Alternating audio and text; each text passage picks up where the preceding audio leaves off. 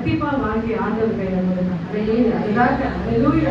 எப்பவுமே சொல்லிடலாம், செய்ய முடியாது. ஆமென். நம்ம சொல்லவும் செய்யணும், செய்யவும் அல்லேலூயா செய்துங்க சொல்லி முடிக்கணும். அப்படிப்பட்ட கிருபைகளை நமக்கு கொடுக்கணும். அதே மாதிரி இன்னொரு மகா அந்த பாட்டை பார்த்தீங்கன்னா, நான் கூட அதை இழுக்க மாட்டேன். அப்படின்னு சொல்லி அந்த இழுப்பாக்க பாருங்க, ரியல் அந்த டோன், அது ரியல். எத்தனை பேர் யூடியூப் பார்த்தீங்க எனக்கு தெரியாது. நான் சும்மா சாதாரணமாக போயிட்டு வந்துடுவேன். ஆனா அந்த டோன் அப்படி போயிட்டு அப்படி வருவாங்க பாருங்க, அது ஒரு ஸ்டைல். அது நிச்சயமாக உங்களுக்குள்ள தாராளங்களை கண்டுபிடிக்கும். கத்தர் கொடுத்து சின்ன சின்ன தாராளங்களை கண்டுபிடிச்சு அதை வெளியே கொண்டு வந்து கத்தருக்கு உபயோகமாக, தேவனுக்கு பிரயோஜனமாக. இன்னைக்கு வீட்டுல செய்யற காரியங்களுக்கெல்லாம் பலன் இல்லை. ஒரே ஒரு ஆலயத்துல கத்தருக்கு மகிமையாக என்ன செய்யறீங்களோ கணக்கில் வைக்கப்படும். எப்படி உங்க அக்கௌண்ட்ல போகிற காசு, அது மாதிரி உங்களுக்கு ஒரு அக்கௌண்ட் பரலோகத்துல இருக்கு. அதை சேமிச்சு வைங்க. கத்தர் நிச்சயமாக உங்களை ஆசீர்வதிப்பார். அல்லேலூயா. நான் ரொம்ப பேச முடியாதுன்னு நினைக்கிறேன். எழுத பாயிண்ட்ஸ் இருக்கு, எனக்கு பேச டைம் இல்லை. ரொம்ப பேசினாலும் நீங்க உட்கார முடியாது. ஆமென். அல்லேலூயா. ரொம்ப ரொம்ப ஷார்ட் அண்ட் ஸ்வீட்டா சில காரியம் சொல்றேன், எழுதி கொடுங்க. என்னுடைய தலைப்பு தொடங்கின போதே முடிவு தந்த கர்த்தர். தொடங்கின போதே ஒரு காரியத்தை நம்ம செய்ய தொடங்குறோம். அந்த தொடக்கத்துல என்ன கொடுக்கிறார் ஆண்டவர்? என்ன கொடுக்கிறாரு? முடிச்ச உடனே முடிவு கொடுக்கிறார். இப்பதான் ஒரு பாட்டு பண்ணா, அழுத போதெல்லாம் வந்தவர். அழுது முடிச்ச உடனே அந்த இடத்துல வரலையா, அழுதுட்டே இருக்க பாருங்க. அவ பக்கத்துல வந்து என்ன செய்யற, என்னம்மா என்னாச்சு சொல்லி நம்ம அந்த வசனத்துல அந்த பாட்டுல ஒரு என்கரேஜ் பண்ணி ஒரு உற்சாகப்படுத்தி கட்ட நம்மள ஒரு ஆளுங்க நமக்குள்ள வரும். அது எத்தனை பேர் உணர்றீங்க எனக்கு தெரியாது. நான் கணக்குதோடு உணர்றேன். அல்லேலூயா. ஒரு வெறுமையான நேரத்துல, அல்லது ஒரு சோர்ந்து போன நேரத்துல அவருடைய சமூகத்துல சில பாடல்களை பாடும்போது, வசனங்களை வாசிக்கும் போது அவர் நம்ம எப்படி தைரியப்படுத்துறாருன்னா, அது என்ன என் வாயில என்னால சொல்ல தெரியல. அல்லேலூயா. அதை அனுபவிக்கணும்னு நல்லா தெரியும். நான் அழுத போதுதான் என் அருகில் வந்தவர். அழுது முடிச்சோன்னு வரல, நான் அழுகும் போதே அவர் வந்துடுறார். அதே மாதிரி என்னுடைய டாபிக் பாத்தீங்கன்னாக்கா, தொடங்கின போதே முடிவு தந்த கர்த்தர். தொடங்கின போதே வாசிப்போம். ஏசாயா 65:24 வாசிங்க. ஏசாயா 65:24.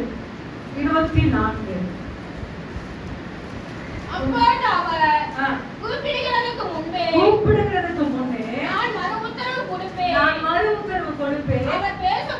அவர்கள் பேசும்போதே பேசி முடிஞ்ச உடனே அவர் கேட்ப சொல்ல, பேசிட்டே இருக்கும் போது என்ன செய்யறாரு ஆண்டவர்? நான் சொல்ற சப்ஜெக்ட் எல்லாத்தனை பேருக்கு புரியுது. தொடங்கின போதே முடிவு கொடுக்கிறாரு. ஆண்டவர் சொல்றாரு, அவர்கள் கூப்பிடு, நீங்க முட்டி போட்டு பைபிள் வச்சு உட்காரத்துக்கு முன்னாடியே உங்க பக்கத்துல அவர் வந்துடுறாரு. வந்து என்னன்னு கேட்க, அதோடைய வசனத்துக்கு அர்த்தம் தான். நீங்க கூப்பிடுறதுக்கு முன்னே நான் மறு உத்தரவு, அவர் ரிப்ளை கொடுப்பாரு. எப்பவுமே வாட்ஸ்அப்ல சில காரியத்துக்கு நம்ம ஒருத்தவங்களுக்கு நாம அனுப்பணும்னா என்னன்னா, வாட்ஸ்அப்ல ரொம்ப ரிப்ளை எதிர்பார்ப்பாங்க. என்ன செய்வாங்க? ரிப்ளை என்ன கொடுக்குற, தப்பு கொடுக்குறியா, சூப்பர் கொடுக்குறியா, அது ரொம்ப நல்லா இருக்கு கொடுக்க போறியான்னு சொல்லி அந்த ரிப்ளை எதிர்பார்ப்பாங்க. இந்த ரிப்ளை மனுஷன் கொடுக்குற ரிப்ளை இல்ல, ஆண்டவர் கூப்பிடுறதுக்கு முன்பாகவே மறு உத்தரவு கொடுப்பு. அவர்கள் பேசும் போதே நான் கேட்பேன். பேசும் போது நான் என்ன சொல்றேன்? ஜெபம். இதே இருக்கீங்க தொடங்கின போதே முடிவு தந்த கர்த்தர். அல்லேலூயா. தொடங்கி முடிச்சிட்டோம்னா இல்ல, நீங்க தொடங்கும் போதே எல்லா காரியங்களையும் ஆண்டவர் முடிவு கொடுக்கிறேன். ஃபர்ஸ்ட் அல்லேலூயா வாசிக்க போகிறோம். ஏன்னா தெரிஞ்சவங்க எழுதிங்க, பெண் இருக்கவங்க எழுதிங்க. ஜெபிக்க தொடங்கின போதே, ஜெபிக்க தொடங்கின போதே. தானியேல் எழுதின புத்தகம் 9ஆம் அதிகாரம் 21 வாசிங்க. யார் வேணாலும் வாசிக்கிறார். தானியேல் 9:21.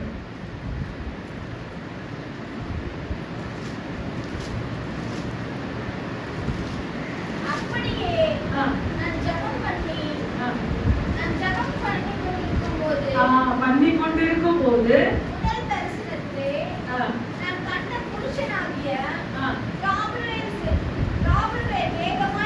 சரி, எனக்கு ஐடென்டி என்னன்னாக்கா, நான் ஜெபம் பண்ணி கொண்டிருக்கும் போதே, நான் சொல்ற பாத்தீங்கன்னா தொடங்கின போது முடிவு தந்துக்காங்க. இங்க பாத்தீங்கன்னாக்கா, நான் ஜெபம் பண்ணி கொண்டிருக்கும் போதே அந்த தரிசனத்துல கேப்ரியல் வந்து என்னோட பேசி, அதுதான் ரொம்ப முக்கியம். ஜெபம் பண்ணி தொடங்கின போது அதை என் ஆண்டவர் ஆன்சர் கொடுக்கிறார். அல்லேலூயா. எத்தனை பேருக்கு ஆண்டவர் மறுமுத்தரவு கொடுத்திருக்கிறார். உங்க கைகள் பரலோகம் பார்க்கட்டும், உங்க கைகள் ஆண்டவர் பார்க்கட்டும். அல்லேலூயா. Praise the Lord. எத்தனை ஜெபங்கள் உண்டு, எத்தனை ஜெபங்கள். ஜெபிக்க உட்காரும் போது ஆண்டவர் என்ன செய்யறாரு? பதில் கொடுக்கிறார். நான் ஒரு காரியத்துல போன மாதத்துல ஒரு காரியத்துக்கு ஒரு சின்ன தொகை நான் கொடுக்கணும். என்ன செய்வான் ஆண்டவரே, நான் ஏது செய்வான் ஆண்டவரே என்று சொல்லி நான் ஆண்டவரை பார்த்து நான் சில காரியங்கள் அதுக்காக தனியா ஸ்பெஷலாக தான் நான் ஜெபிக்கிறேன். போகும்போது, வண்டி ஓட்டும் போது, வண்டி ரன்னிங்ல இருக்கும் போது, நடக்கும் போது, வேலைகள் செய்யும் போது ஆண்டவரே என்ன ஆண்டவரே செய்வேன், இந்த தேதிக்குள்ள இந்த காரியத்தை நான் செய்யணும் ஆண்டவரே சொல்லி இருக்கும் போது ஒரு சகோதரி அதை முடிச்சு 2 நாளுக்கு கூட ஒரு நாள் தெரியல, ஒரு சகோதரி நான் பார்க்க வந்தாங்க. அவங்க சொன்னாங்க, அம்மா உன் முகம் வந்து ஆண்டவர் தான் சொல்லிட்டாரு, ஜெபத்துல காண்பிச்சாரு. என் காணிக்க நான் யாருக்கு கொடுக்கணும் ஆண்டவரே, என் காணிக்க யாருக்கு கொடுக்கணும் ஆண்டவரே நான் கேட்கும் போது உன் முகத்தை ஆண்டவர் காமிச்சாரு. அல்லேலூயா. ஆனால் பார்த்த உடனே அவங்க அப்படிங்க சிஸ்டர் படிக்கட்டே இருந்தது, ஒரே படிக்கட்டே இருந்தது. பார்த்துட்டு என் கையில அந்த தொகையை நான் எவ்வளவு எதிர்பார்க்கணும், அந்த தொகையை என் கையில கொடுக்குறாங்க. யாருக்கு நன்றி சொல்றாங்க? மனுஷங்கிட்ட கேட்டா ஒண்ணுமே போகும்போது வரும்போது அவரை பார்த்துட்டே உங்க சிந்தையும் உங்க தியானங்கள் காணப்படுமானா நீங்க நினைச்சுக்க பாத்தீங்க. அது 1 ரூபாய் கூட மேல தர மாட்டேன். நீங்க என்ன நினைச்சீங்களோ அந்த தொகைக்கு மேல 1 ரூபாய் கூட அவங்க செய்வாங்க, கொடுக்க மாட்டேங்க. என்ன நினைச்சு அழுவீங்களோ அந்த குறிப்பிட்ட தொகையை ஆண்டவர் செஞ்சுட்டு உங்க கையில கொடுத்துட்டு போயிட்டே இருப்பாங்க. அல்லேலூயா. அதனால நம்ம எது வேணாலும் யாரை பார்த்து கேட்கலாம், ஆண்டவரை பார்த்து. எனக்கு ரொம்ப ஆச்சரியமா இருந்தது. அந்த நாளுக்குள்ள அதை நான் செய்யணும். அதனால என் ஆண்டவர் முகத்தை காண்பிச்சிருக்கிறார். அல்லேலூயா. நம்ம சபையில இன்னும் எனக்கு ரொம்ப பெருமையா இருக்கும். அல்லேலூயா. Praise the Lord. இன்னொரு சபையில் உள்ள விசுவாசிகள் அதை சொல்லும் போது கத்தருக்கு நன்றி சொல்லுகிறேன். அல்லேலூயா. நமக்கு நன்றி ஆண்டவரே. ஏன்னா அவருடைய பிள்ளைகளை ஜெபிக்க தொடங்கின போது அவர் காரியங்களை வாய்க்கு செய்ய தேவன். இன்னொன்னு வாசிப்போம், 2 நாளாகமம். கொஞ்சம் பாஸ்டா வாசி நல்லா இருக்கும். 2 நாளாகமம் 32:24. 2 நாளாகமம் 32:24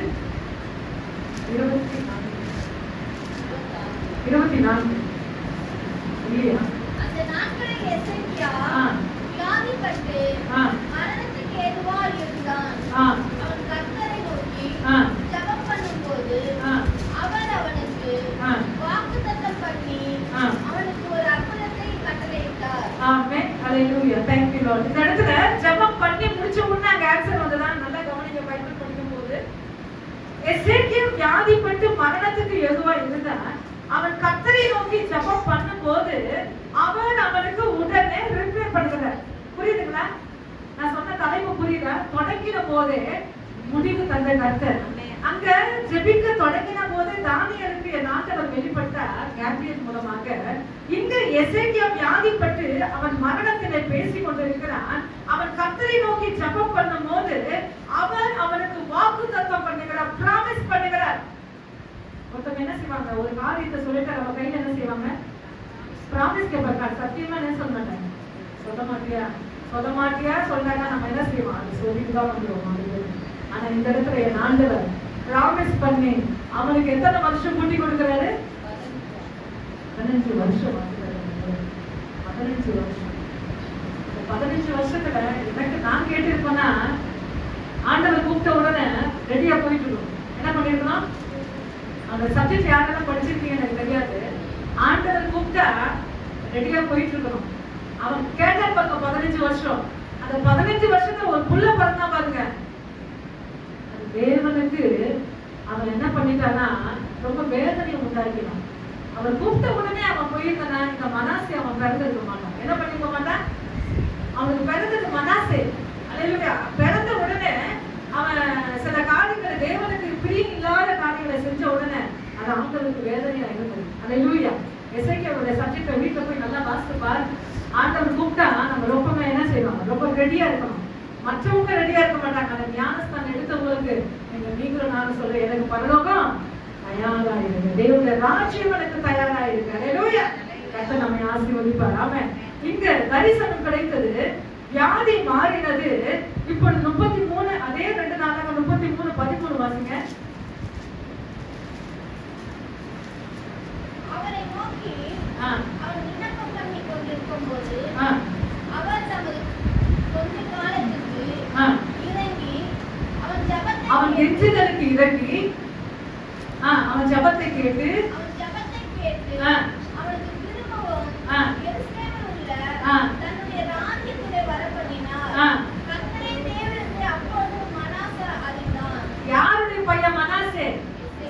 15 வருஷம் கூட்டி கொடுத்தாரு பாருங்க. நடுவுல ஆண்டவரை வேதனைப்படுத்துற பாருங்க. அந்த மனாசே தான் இந்த மனாசே சொல்லுகிறார், கர்த்தரே தேவன் என்று அவன் அப்பொழுதுதான் அறிந்தான். ஏங்க, அப்பாவுடைய தெய்வங்க. யாருடைய தெய்வம் அவரு? எசேக்கியேலுடைய தெய்வம். அப்ப அப்பாவுடைய தெய்வம் அவனுக்கு தெரியாதா? கர்த்தர் யாருன்னு தெரியாதா? ஆனா அந்த இடத்துல அவன் என்ன பண்றான்னா, கெஞ்சினானா, ஆண்டவரே மனசு இறங்கி இந்த ராஜ்யத்தை எனக்கு தாங்க சொல்ல உடனே அவன் கெஞ்சது. எப்பவுமே ஆண்டவரு ரொம்ப கெஞ்சினாங்க, ரொம்ப அழுதுனாங்கன்னா என்ன செய்வாரு?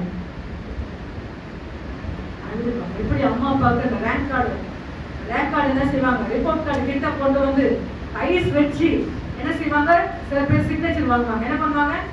கையெழுத்து வாங்குவாங்க. அத மாதிரி அவன் கெஞ்சுதலுக்கு என் ஆண்டவர் இறங்கி அவர் இந்த ராஜ்யம் கொடுக்கப்பட்டது. ஜெபம் பண்ணி கொண்டு இருக்கும்போது இந்த காரியங்கள் நடந்தது. 3 காரியங்கள் சொன்னேன். தானியேலுக்கு ஜெபம் பண்ணி கொண்டு இருக்கும் போது தரிசனங்கள் கிடைத்தது. அதில் எசேக்கியா ஜெபிக்கும் போது 15 ஆண்டுகள் கூட்டப்பட்டது.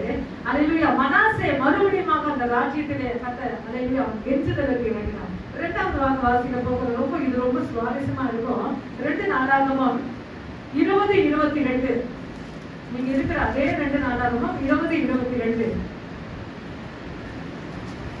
அவர்கள் பாடி துதிக்கும் போது யூதாவுக்கு விரோதமாக வந்த பதைவிருத்தமும் அம்மோனிய புத்திரரையும் மோவாபியரையும் சேயீர் மலையையும் தேசத்தாரையும் ஒருவருக்கு விரோதமாக ஒருவரும் தங்கள் எழும்பின பணிகளினால் கர்த்தர் எழும்ப பண்ணினதினால் அவர்கள் வெட்டுண்டு விழுந்தார்கள். அல்லேலூயா. இங்க கத்தியின்றி ரத்தமின்றி ஜெயம் வந்துச்சு. ஏன் சொல்லுங்க?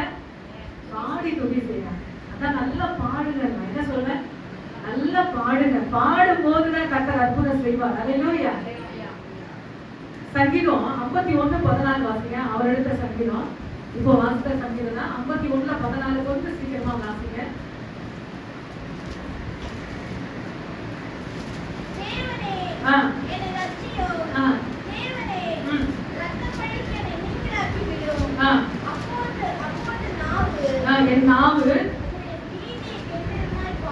என் நாவு யாருடைய பாட்டை பாடுமா? அவருடைய நீதியை பாடு. எப்படி? சாதாரண பாடாதான். கை தட்டும் போது அவ்வளவு அகலமா போன என்ன ஆகணும்? கை தட்டு ஸ்டைல்ல போறீங்களா? சில பேர் பாட்டு ஏதோ ஒரு தட்டிட்டு போவாங்க. அந்த பாட்டுக்கு ஏற்ற மாதிரி அல்லேலூயா பிரைஸ் அந்த இசையை வாசித்து கையை தட்டுற பாருங்க. அது நேர்த்தியான மகிமையான ஒரு ஆராதனை. என் நாவு கம்பீரமாய் பாடும். இன்னொரு வாசிங்கன்னா சங்கீதம் 69:30 மட்டும் வாசிங்க. இதெல்லாம் நான் எடுக்காத வசனம். சங்கீதம் 69:30 வாசிங்க. தேவனுடைய நாமத்தை பாட்டினால் துதித்து அல்லேலூயா துதி செய்ய தொடங்கிய போது எதிரிகள் வெட்டுண்டு விழுந்தார்கள். ஒரு அருமையான சகோதரி, ஒரு கணவர் மனைவி, உண்மையான சாட்சி. அதெல்லாம் ரொம்ப பிடிக்கும் அவங்களுக்கு. எனக்கு நிஜமான ஒரு சம்பவம். கணவன் மனைவி இருந்தாங்கன்னா அவன் கணவர் சொல்லிட்டாருன்னா, நீ சபைக்கு போகக்கூடாது. என்ன போகக்கூடாது? இல்ல நான் சபைக்கு போவேன். என்ன சொல்றாங்க? சபைக்கு போவேன். இது ஒரு வசனம். மத பிரசங்கத்தில் ஆண்டவர் சொல்லுகிறாரு, நீதி நிமித்தம் துன்பப்படுகிறவர்கள் பரலோக ராஜ்யம். நீதி என்னன்னா இயேசுதான் நீதி. அவருக்காக நீங்க துன்பத்தை அனுபவிக்கிறீங்கன்னாக்கா பரலோகம் உங்களுக்கு சொந்தம் சொல்லி வசனம் சொல்லுவாங்க. இத பண்ணிட்டியா அதை பண்ணிட்டியான்னு சொல்லி கணவன் கேட்கிற அந்த காரியங்களை சொல்ல, இந்த வசனத்தின் நிமித்தம் நீங்க துன்பப்பட்டீங்கன்னா, இந்த வேதாகமத்தை கொண்டு அவருடைய பாடலுக்கு விட்டு நீங்க துன்பப்பட்டீங்கன்னா, நீங்க பாக்கியவான் பாக்கியவதி என்று நான் சொல்லல, வசனம் சொல்லுங்க. இப்போ அருமையான சகோதரி இருந்தாங்க, அவங்க வீட்டுக்காரர் சொல்லிட்டாரு ஆலயத்துக்கு போகக்கூடாதுன்னு. அந்த 8 மணி ஆயிட்டா அவங்க சரீரம் வீட்டுல சும்மா இருக்காது, சும்மாவே இருக்காது. அது அனுபவிகளுக்கு தெரியும். 8 மணி ஆயிடுச்சுனாக்கா என்ன ஆனாலும் பரவாயில்ல சொல்லி அந்த வேதாகமத்தை தூக்கிட்டு ஆலயத்துக்கு போயிடுவாங்க. மகிழ்ச்சியா போயிட்டு இருந்தாங்க. ஒரு நாள் அவங்க கணவர் சொல்லிட்டாங்க, நான் கிட்ட வந்து இனிமேல் நீ சர்ச்சைக்கு போனேன்னா நீ நான் என்ன செய்வேன் நீ பாருன்னு சொல்றாங்க. இவங்க அந்த வார்த்தையை என்ன செய்யணும் கேர் பண்றேன். மறுபடியும் ஞாயிற்றுக்கிழமை வந்துதான் வந்து ஒரு 2 சாமி இருக்குமா. என்ன சாமி இருக்கும்? வீட்டுல எப்பவுமே 2 சாமி இருக்கும். அவங்களுக்கு ஒரு சாமி இருக்கும். அவங்க மீனவராக இருந்ததுனால சில காரியம் வித்தியாசமா இருந்தது. அப்போ அவங்க ஒரு சாவி அவங்க வீட்டுக்காரருக்கு ஒரு சாவி எடுத்து போயிட்டாங்க முன்னாடி. அதுக்கப்புறம் இவங்க என்ன பண்ணிட்டாங்கன்னா, இவங்க சர்ச்சைக்கு போயிட்டு வந்த உடனே என்ன பண்ணிட்டாங்கன்னா அந்த சாவி என்ன பண்ணிட்டாங்கன்னா அந்த ஜன்னல் மேல வச்சுட்டாங்க. என்ன பண்ணிட்டாங்கன்னா அவர் எடுத்துட்டு போனாலே என்னன்னு தெரியல சொல்லி அந்த சாவியை ஜன்னல்ல போய் வச்சுட்டு போயிட்டாங்க. கரெக்டா அந்த டைமிங் வந்தோம்னா மறுபடியும் வீட்டுக்கு வந்து ரிட்டர்ன் பாக்குறாங்கன்னா பார்க்கும்போது அவங்க யாரும் எங்க இருக்காங்க, வீட்டுல இல்லையா, ஆடிட்டு போயிட்டாங்க. அப்போ இன்னைக்கு வந்து நம்ம என்ன செய்யணும், ஒரு வழி பண்ணிடணும் சொல்லிட்டு அந்த மேல இருக்க அந்த மதில் சுவர்ல இருக்கிற சாவி எடுத்துட்டு போயிட்டு அவர் போற அந்த தூரத்துல என்ன பண்ணிட்டாருன்னா கடல்ல போட்டாரு. என்ன பண்ணிட்டாரா கடல்ல போட்டாரு. இவங்க அழகா ஆராதனை முடிச்சுட்டு என்ன பண்ணிட்டாரா, நம்ம வீட்டுக்காரருக்கு இன்னைக்கு சண்டே, அதனால அவருக்கு நல்ல ஒரு மீன் குழம்பு வைக்கணும். என்ன குழம்பு வைக்கணும்? மீன் குழம்பு வைக்கணும்னு சொல்லி அவர் செய்வாரு. அவர் அடிப்பாருன்னு அவங்க வேதனை படல. அவர் வந்த உடனே அவருக்கு நல்ல ஒரு ஆதாரத்தை கொடுக்கணுமே என்று சொல்லி அவங்க வரும்போது மீனை பிடிச்சிட்டு வருவாங்க. என்ன பண்ணிட்டாங்க, மீனை வாங்கி வந்தாங்க. வாங்கிட்டு வந்து அந்த துண்டுல வந்து சாவியை பார்க்கறாங்க, சாவி இல்லை. என்ன இல்லை? சாவி இல்லை. சரி, அவர் வரத்துக்குள்ள வாசல்லே சில அவங்களுக்கு அந்த அருவமான கட்டில இருக்கும்.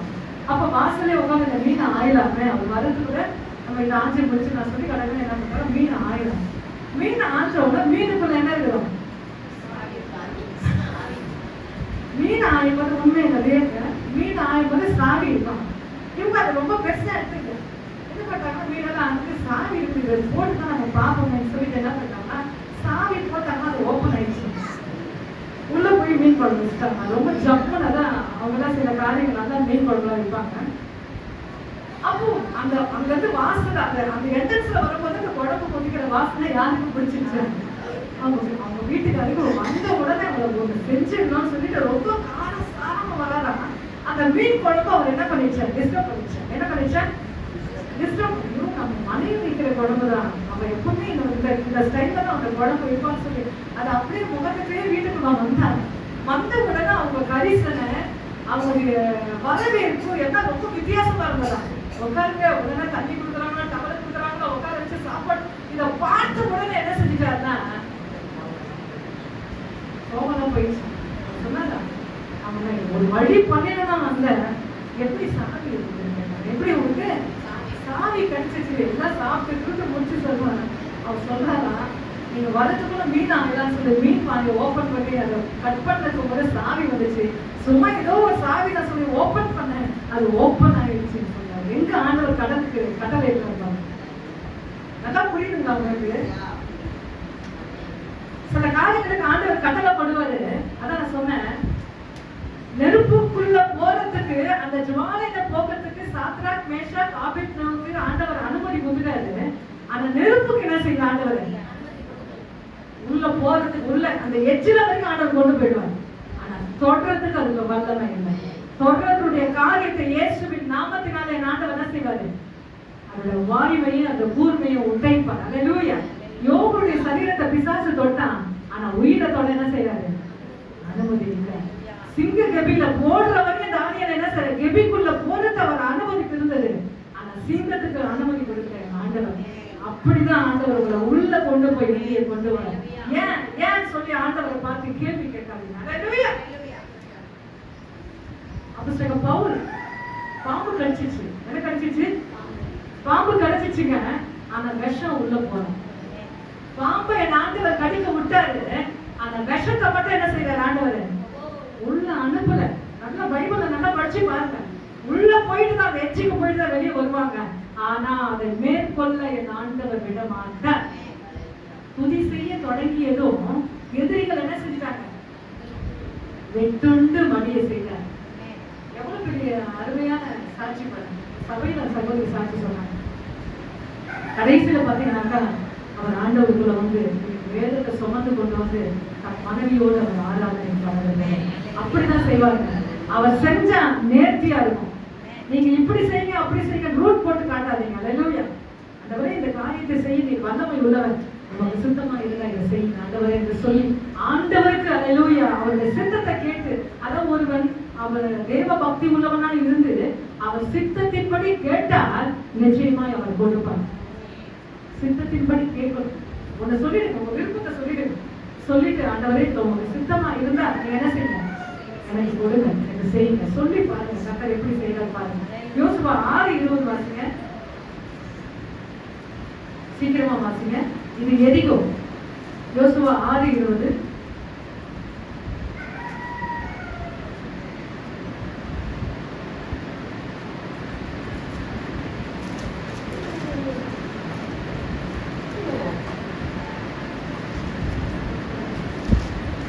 அப்ப 276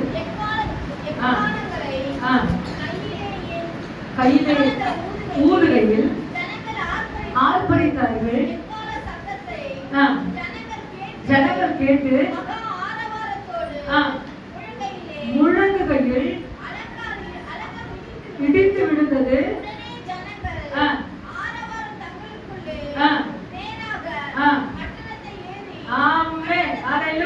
எக்காலத்தை ஊதும் போது அது துதியின் எக்காலமா இருக்கலாம், அது உபவாசத்தின் எக்காலமா இருக்கலாம், அது முழங்கால் என்கிற எக்காலமா இருக்கலாம். எக்காலங்கள் ஊதுகையில் அலங்கம் இடிந்து விழுந்தது. ஒரு கையை தட்டி ஆண்டவருக்கு நாம் எக்காலங்கள் ஊதுகையில் அது துதியின் ஸ்தோத்திரம் எந்த எக்காலமா இருந்தாலும் சரி அலங்கம் இடிந்து விழுந்த நீங்க பாப்பீங்க. உங்க கண்கள் காணும். அதான் யோபு சொல்றாரு, அந்நிய கண்கள் அல்ல என் சொந்த கண்கள் காணும். அப்படிதான் உங்களை பார்க்க வைப்பார். அது இடிஞ்சு விழுத மத்தவங்க பார்க்க முடியாது, நீங்க நல்லா பார்ப்பீங்க. ஆமே. அலங்கம் இடிஞ்சு விழுந்தது. இப்போ அப்போஸ்தலர் 16:25 வாசிங்க. நான் முடிக்க விரும்புறேன். அப்போஸ்தலர் 16:25 எல்லாருக்கும் தெரிஞ்ச ஒரு சப்ஜெக்ட். பவுலும் சீலாவும் பாடி துதிக்கும் போது நடு ராத்திரியிலே ஜெபம் பண்ணி தேவனை துதித்து பாடினார்கள். கேட்டுக்கொண்டிருந்தார்கள். போதும். அல்லேலூயா. சடுதியிலே அந்த என்ன சொல்றது, கையில ஷேக்க சொல்லுவீங்களா, இதுதான் அந்த சடுதி. அவங்க பாடி துதிக்கும் போது எந்த பேஸ்மெண்ட் மட்டும் ஆண்டவர் உழுகுனாராம், அந்த ஜெயில மட்டும் உழுகுனார். பார்த்து அந்த வாட்ச்மேன்லாம் பார்க்கறான். பார்த்த உடனே ஆண்டவர் எல்லாத்தையும் ஓபன் பண்ணி சும்மா உட்கார வச்சுட்டாரு. அவங்க எஸ்கேப் ஆயிருக்கலாம், ஆனா எஸ்கேப் ஆகல. உண்மையாக அந்த இடத்துல இருக்கிறாங்க. இத வாட்ச்மேன் பார்க்கல. அவங்க உள்ள ஓடி போயிட்டு இருப்பாங்க. ஏன்னா அந்த அளவுக்கு பத்திரமாக உட்காவதலே வச்சிருக்கிறாங்க. இவன் வெளியிருந்து பார்க்கறான், எல்லாமே ஓபன் ஆயிடுச்சு. காலையில நமக்கு என்ன இல்ல, வேலையும் போயிடுச்சு. அதுக்கு கணக்கும் கொடுக்கணும், அந்த அளவுக்கு கணக்கு கொடுக்கணும். அதை பார்த்த உடனே அவன் கத்தி எடுத்து தன்னை மாய்த்துக் கொள்ளும் போது, உனக்கு ஒன்றும் பெருதி செய்து கொள்ளாதே, நாங்கள் எல்லாரும் ஏன்னா கிறிஸ்துவின் பிள்ளைகள். நான் யார் பிள்ளைங்க? ஆண்டவர். ஆண்டவர் எப்படி உண்மையா இருந்தாரோ அதை சுமக்கிற நாங்களும் உண்மையா இருப்போம். இயேசுவை போல நாம் மாறுவோம். ஆமென்.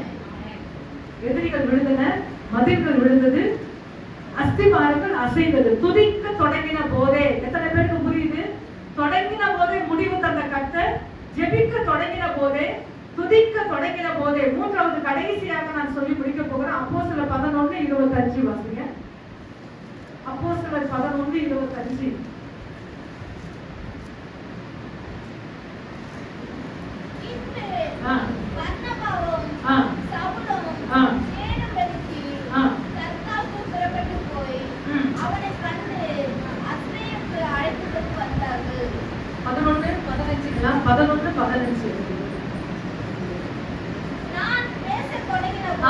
நான் பேச தொடங்கின போது பரிசுத்த ஆவியானவர்